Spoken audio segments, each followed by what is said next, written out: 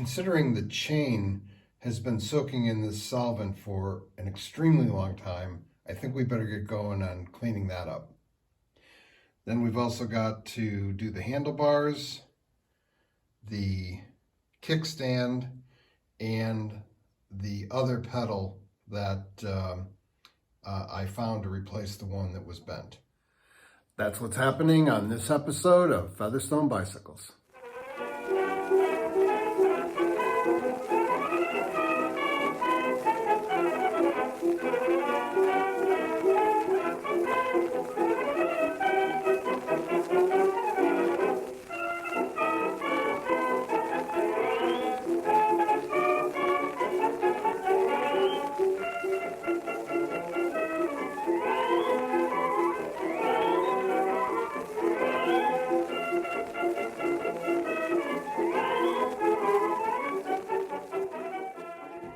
So we'll get started on the chain because we're going to need this bowl to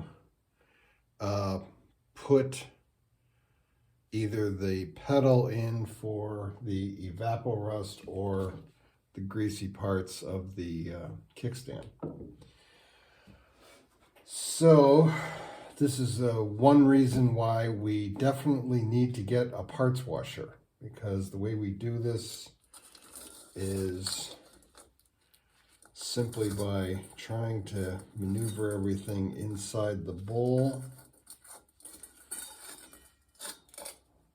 And I'm going to run into trouble right off the bat. But in any event, we'll do the best we can. Just scrape this.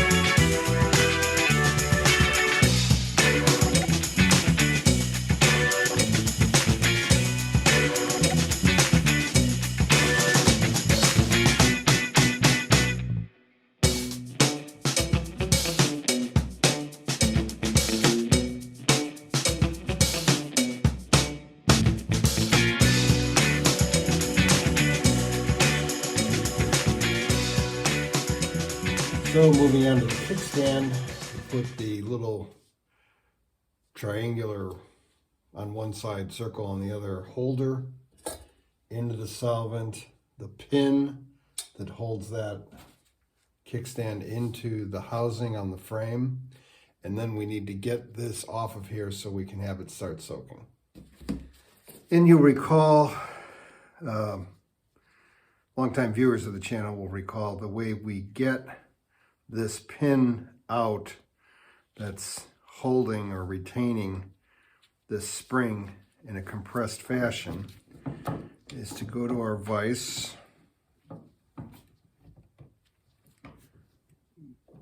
get it close up there, almost to the point where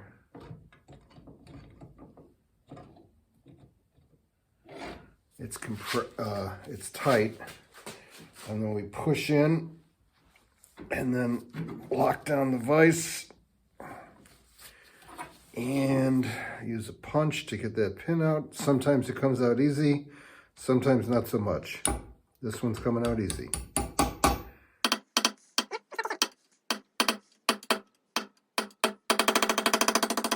There it goes. Now be careful when you unwind this because that's a lot of pressure on that compression. There it goes. Whoops, yeah, that flew off.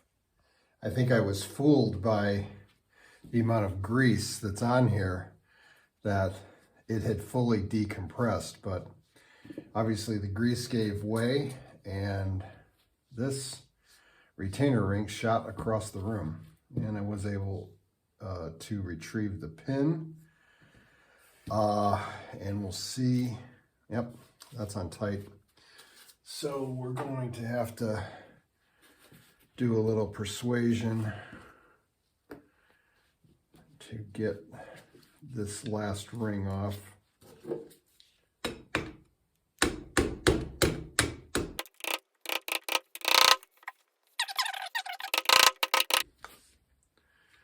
Okay, we're down near the end. Let's see if I can just coarse it off. There we go. All right. So now we can put our pieces in, our pin, our retaining ring, our spring, and then this is the ring that goes all the way in the back, and this is what the pin goes through to hold the entire assembly in the housing that's on the frame. And we will do a little work to clean this up since we're here, just because if I put that on the wire wheel as is, it's going to make a mess.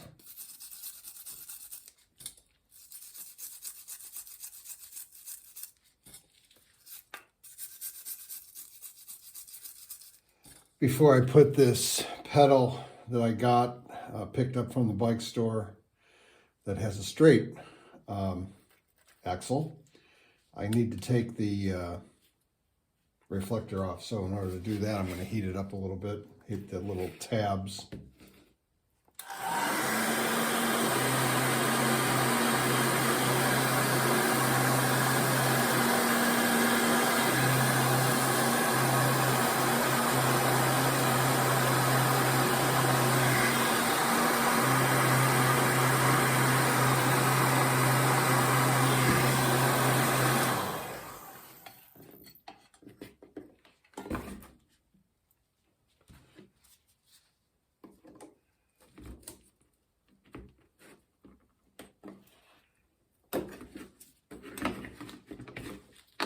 Yep, there it goes. There's only one reflector on this pedal, but I do have another one from my stash, or I guess it actually came off the pedal where the axle was bent. So we'll have to clean up that reflector, but in the meantime, I have some evapor rust here, and I'm going to place that in there. And then fill it up a little bit.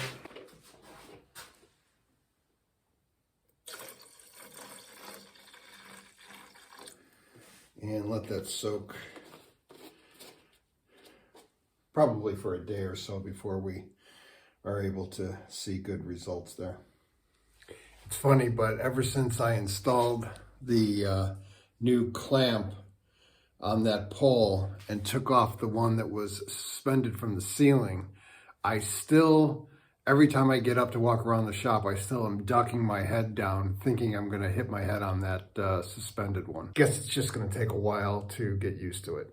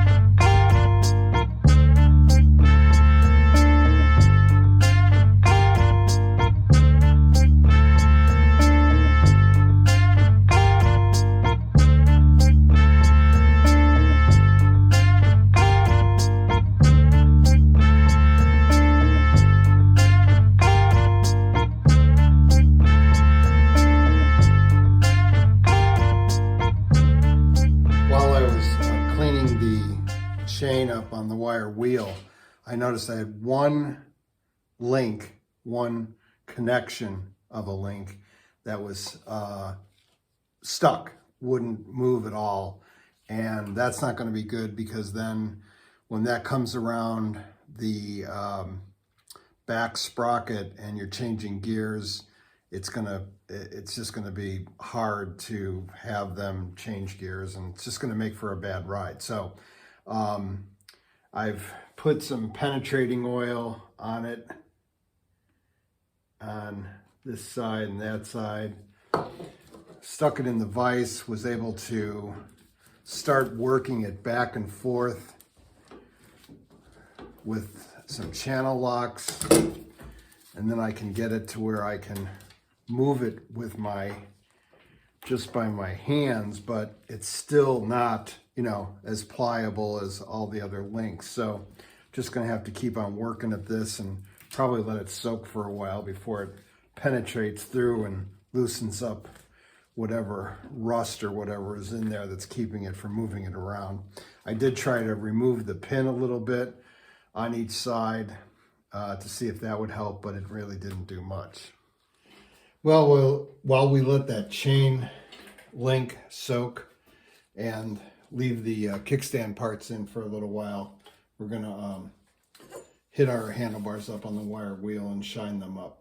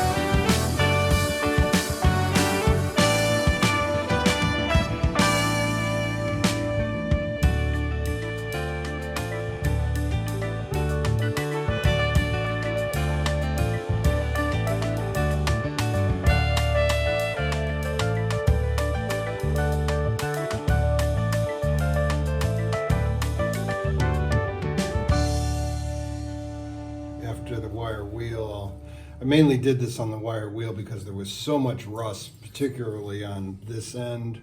It's either this end or I think it was this end, that I wanted to save myself some carpal tunnel surgery rather than doing it with the steel wool. But now that I've got the vast majority of it, I can really shine it up with the steel wool. Again, most of this is pointless because we're going to wrap it.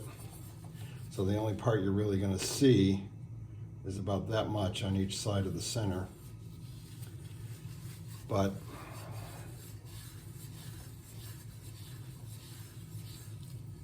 never hurts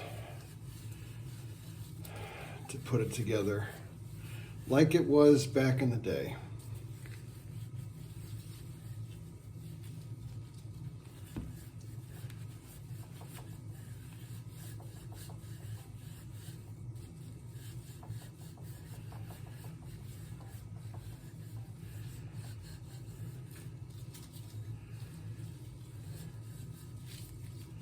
I had someone contact me recently who was interested in having their bike restored on the channel, and I had to tell them that. They sent me pictures, and I had to tell them the bike looked really good.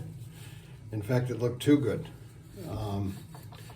I was afraid that when we show in the finale at the end, after the assembly, we have the reveal that shows the before and after pictures. I was afraid you wouldn't be able to tell the difference.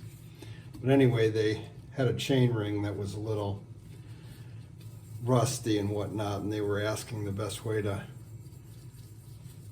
clean that up. And I said the old 000 or 40 steel wool shines up this old chrome like it was brand new.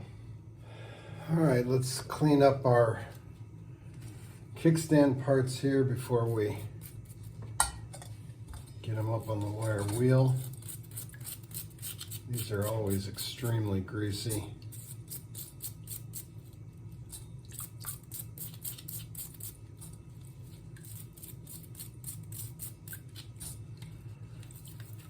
Again, this is where the parts washer would come in real handy. Someday, channel has to grow before that happens.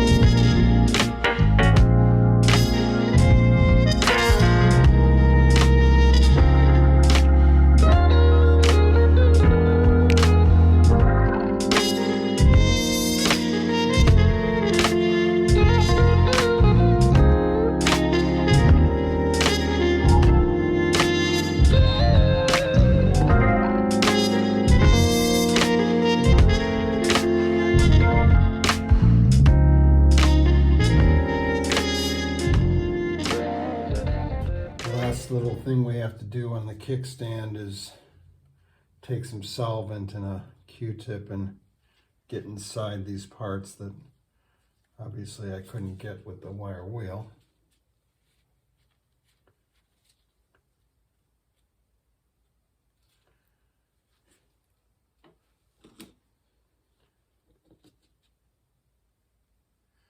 This chain is moving a little bit better now, but not much. A lot of force to get it back and forth, but we'll leave it soaking for a day or two, and if it doesn't get any better than that, I'm going to have to either get a master link, take that link out, or I can put a deal where it's like a couple, like 1.5 links, not 1.5 links, but like 2 links, and put that together, take that out of there, because that's just going to be unacceptable for it to ride that way. What I decided to do was I have a little cap here, and I've got that part of the chain that is locked, which is this, and put it down in the bottom there, and then I'm just going to spray, load it up with penetrating oil, and let it sit for a day or two.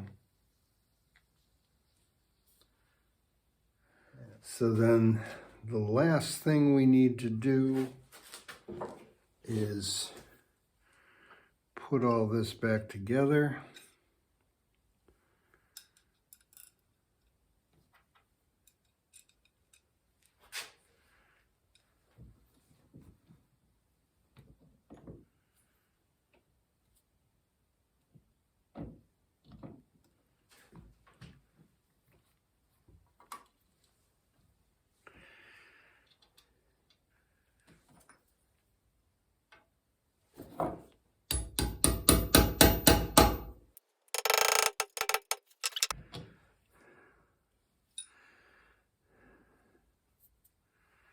Got a little bit over on one side.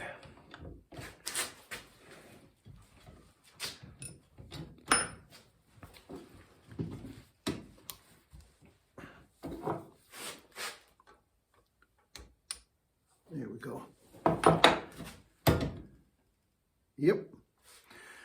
Good as new. That's going to do it for this episode. Thanks for sticking with me, and I hope to see you for the next to last episode on Featherstone bicycles.